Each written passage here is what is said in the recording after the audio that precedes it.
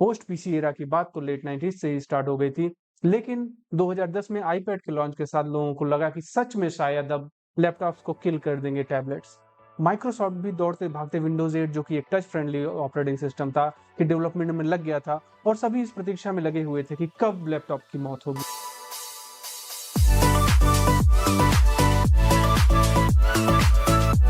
तो मेरा पिछला वीडियो मेरे कुछ दोस्तों ने देखा और बोला कि मैं कुछ ज्यादा ही क्रिटिकल हो गया था रिव्यूअर्स का, और मैंने सोचा कि अच्छा अच्छी बात है क्या। तो मैंने फिर से अपना रिसर्च करना शुरू किया कि क्या यूट्यूबर्स को इन्फ्लुएंस नहीं किया जाता, क्या पूरी टेक कम्युनिटी कभी इन्फ्लुएंस हुई है। और मैंने इस रिसर्च में जब काम करना स्टार्ट किया तो मेरे दिमाग में सबसे पहले आया आईपैड। आईपैड एक ऐसा डिवाइस है जो कि एक समय पे लोग बोलते थे कि ये एक न एक दिन ऐसा आएगा जब ये लैपटॉप्स को एकदम किल कर देगा और आईपैड ही लोगों का ओनली कंप्यूटिंग डिवाइस हो जाएगा। इसके बारे में स्टीव जॉब्स का famous statement, PCs are going to be like trucks. They're still going to be around.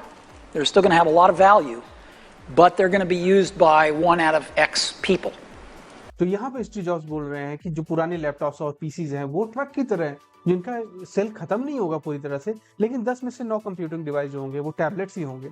उस समय के टेक जर्नलिस्ट भी पीसी की अंत्येष्टि की तैयारी कर रहे थे और उससे जुड़ी हुई बहुत सारी भविष्यवाणियां की जा रही थी। जैसे कि ये भविष्यवाणी देखिए मैक डेली न्यूज से। इसमें इनका कहना है कि iPad and other tablets poses existential threat to PCs, और इनका ये मानना था कि भाई सबसे बड़ी समस्या जो कि टैबलेट्स के साथ है वो है स्टोरेज की, और क्लाउड स्टोरेज जैसे जैसे अच्छा होगा उस तरह से ही लोग लैपटॉप यूज करना बंद कर देंगे और टैबलेट्स जो है वो उनके सबसे पहले डिवाइसेस हो जाएंगे। ये आर्टिकल 2012 का है।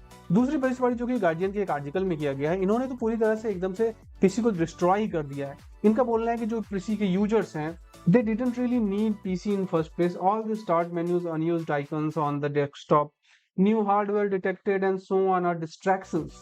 Tablet is neat, focused and with better battery. तो इनका ये बोलना था कि भाई सारी जो आइकन आ रहे हैं, जो नोटिफिकेशंस आ रहे हैं दुनिया भर के, न्यू डिवाइस कनेक्टेड, ये सब मतलब डिस्ट्रैक्ट कर रहे हैं।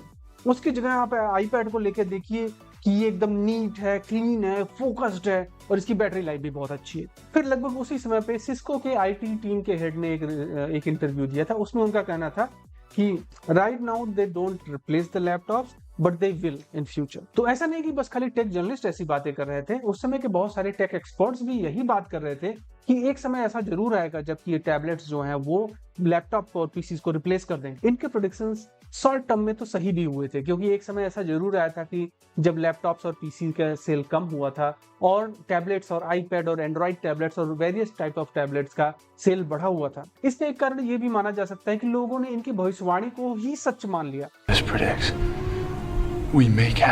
और वो ऐसा करने लगे क्योंकि उनको लगता था कि हाँ टैबलेट्स ही फ्यूचर है, क्योंकि वो भी इन्फ्लुएंस हो गए थे। तो ये देखिए आपके पहले स्टेज पे जो है वो स्टीव जॉब्स जैसा सीईओ आता है, वो आके बोलता है कि भाई ओके टैबलेट्स जो है वो लैपटॉप्स को रिप्लेस कर देंगे।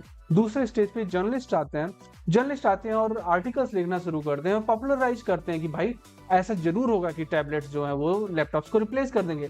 फिर तीसरा स्टेज आता है जहाँ पे यूजर्स जो होते हैं वो इन्फ्लुएंस हो जाते हैं, उनको लगता है ओके मेरा लैपटॉप तो बकवास हो चुका है, अब मुझे नया टैबलेट चाहिए। ये उस समय की बात है 2012 के, जब इन सारी लैपटॉप के मृत्यु संदेशों से प्रभावित होकर मैंने भी एक टैबलेट खरीद लिया था। उस समय मैंने बहुत जुगाड़ करके माइक्रोमैक्स का फनबुक प्रो 10.1 इंच टैबलेट खरीदा था। और ये फोटो देखिए उस समय का है, ये एक ही फोटो बचा है उसका जो बचा हुआ था। ये पहला दिन था जब ये टैबलेट मुझे डिलीवर हुआ था, मैंने उसका कवर मंगाया था और ये लगा के मैं रखा था और मैंने उसका फोटो खींचा था। ये अभी तक मेरे पास पड़ा हुआ है, मेरे हॉस्टल का फोटो। सारे पीडीएफ मैंने अपने टैबलेट में डाल दिए, सारे जो मेरे नोट्स थे सबका फोटो खींच के पीडीएफ बना के सब मैंने इसमें डाल दिए। लेकिन 1 महीने बाद ऐसा हुआ कि ये सब बस पड़ा ही हुआ था। मूवीज, टीवी शोज, पीडीएफ्स, मतलब जो भी चीजें मैं करता था, यूट्यूब देखना, रिसर्च करना अपने सब्जेक्ट के लिए, सारी चीजें मैं अपने लैपटॉप पे ही करता था। ये टैबलेट पड़ा ही रहता था। और उस समय सोचिए आज भी बहुत सारे लोग टोरेंट यूज करते हैं, बट उस समय तो टोरेंट का यूज अपनी चरम पे था। और जब मैं अपने हॉस्टल में था और फ्री में इंटरनेट उपलब्ध था, हम लोग टोरेंट से बहुत सारी मूवीज डाउनलोड करते थे।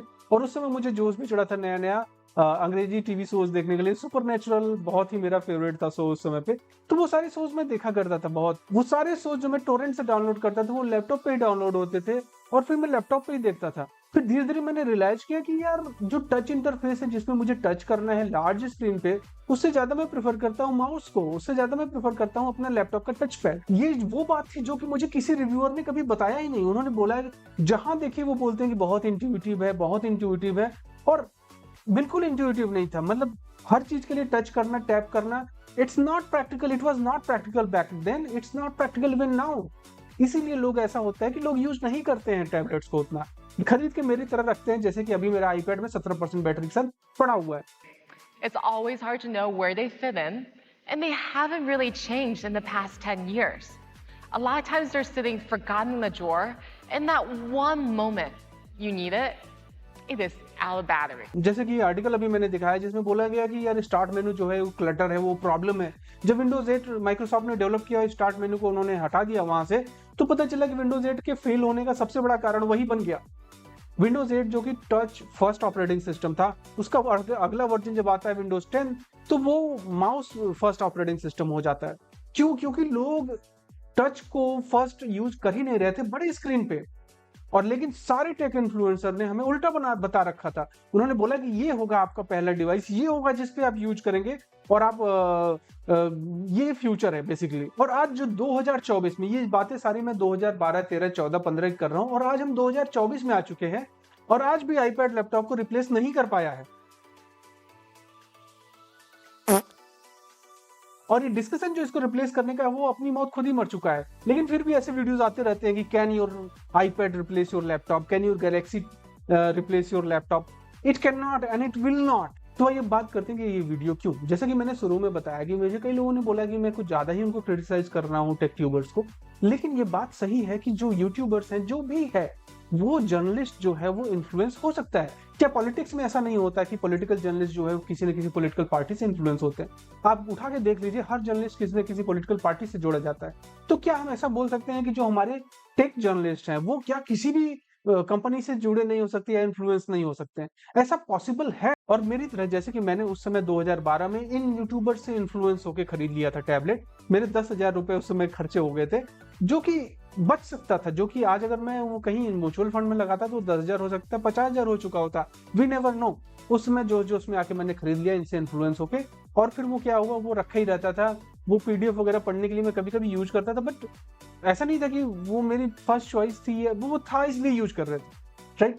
तो इन यूट्यूबर से इन्फ्लुएंस होकर हम प्रोडक्ट खरीद लेते हैं, हम अपने पैसे खर्च कर लेते हैं और बाद में अगर हम उसको यूज भी नहीं करेंगे तो इन यूट्यूबर्स का क्या जा रहा है? कुछ भी नहीं जा रहा है। मेरा बस ये मानना है कि कई सारे यूट्यूबर्स जो हैं वो कई सारी कंपनियों के प्रचार का बस हिस्सा है। वो अपना अनबायस्ड ओपिनियन नहीं दे रहे हैं, वो बहुत ही ज्यादा बायस्ड हैं और इस चीज को सामने लाना ही मेरे इस चैनल का उद्देश्य है। तो इस बारे में मैंने थोड़ी सी बात की क्योंकि पिछले में मुझे लगा कि मुझे कई लोगों ने बोला कि मैं कुछ ज्यादा ही क्रिटिसाइज कर रहा था। तो मैंने यहाँ पे कोशिश किया है ये फैक्ट्स के साथ प्रूव करने का कि टेक जर्नलिस्ट जो हैं वो इन्फ्लुएंस होते हैं कंपनियों से और ऐसा बहुत लार्ज स्केल पे हुआ है। हो सकता है कि आप इस बात को ना माने, आपको लगे कि यार ये बंदा दूसरे को बदनाम करके फेमस होना चाहता है, और it's okay, it's perfectly fine. Even अगर 1% इस चीज को समझता है और अपने पैसे बचा पाता है तो मेरा यूट्यूब चैनल बनाना सफल हो जाएगा। तो इसके साथ अब समाप्त करते हैं। और अगर आप लोग यहाँ तक आ ही गए हैं तो यार प्लीज यार लाइक और सब्सक्राइब कर दो भाई। यार हाथ जोड़ लूं मैं, क्या करूं बताइए।